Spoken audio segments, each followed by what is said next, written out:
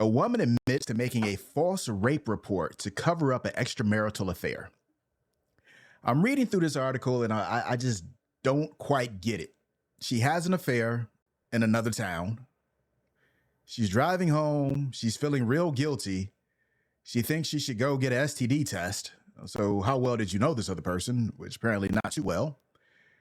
So then she calls the police and says, "Hey, I was on the side of the road and someone walked up to me, wrapped a rope around my neck, and dragged me into their car and raped me." Rape. So the police did their investigation. They looked up the rope. They said, "Hey, this is sold at Walmart." They went to Walmart. They looked at all the cameras, and what did they see? Her buying the rope. So from there, they just tracked her credit cards, and they found everything she purchased, found her history and everything. Realized she was in a hotel in the other state, wherever she was cheating in that state. So they eventually charged her with filing a false police report. I believe she got, I need to look at the article, but she got about 2 years of house arrest and about 8 years of probation. What say you? I'll let you start with this, Shake, because something tells me you got something to say. They shouldn't be under dumbass of the week, right? Really? What she did was highly illegal. What she did is highly illegal, and to me should be a felony, right? I understand we should, but no, it's like that should be a jailable offense, and like because in the same way as we're asked to believe the victims, and yes, I do believe the victims, right? You like that catch, right? You like that catch here? I see that face, right? And I do believe the victim. A false report, right, when it is actually proven false, and we allow our wonderful police department to do their due diligence, right, and do investigations, right? Well, I'm walking this way back. I'm making sure all bases are covered here.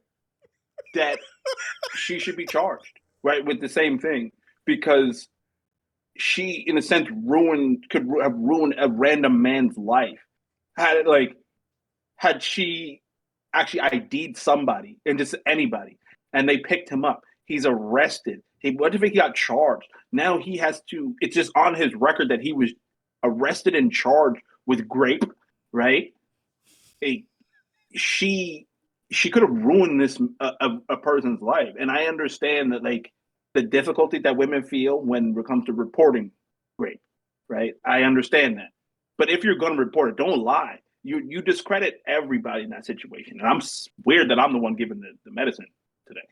Yeah, I feel like before you chime in on this one, Hero, she was sentenced to 2 years of house arrest, 8 years of probation, and she has to pay back $17,000 to the police for the resources they use to do the investigation.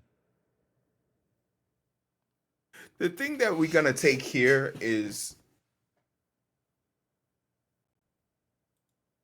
people who do this think, like, thank God criminals are dumb, right? Because we know that 16% of people sitting in death row right now are innocent of the crime they've been accused of. We know that over in a major metropolitan area, 23% of rape kits go expired that could be used to either disprove or prove rape kits sexual assault has happened. We know that there's a bunch of science thing here, but the medley of stupidity that this person bears and carries is one off. And we're talking about the crime, but let's talk about the symptoms of it real quick. How her infidelity caused this mix up, that you were so possessed by your street hoe ways, to borrow a wonderful phrase from Shake, that you wouldn't take time to just face up to the crime. Like, this could have all been alleviated if you just summed up your courage and said, "Hey, look, I stepped out on you. I don't want to do this no more.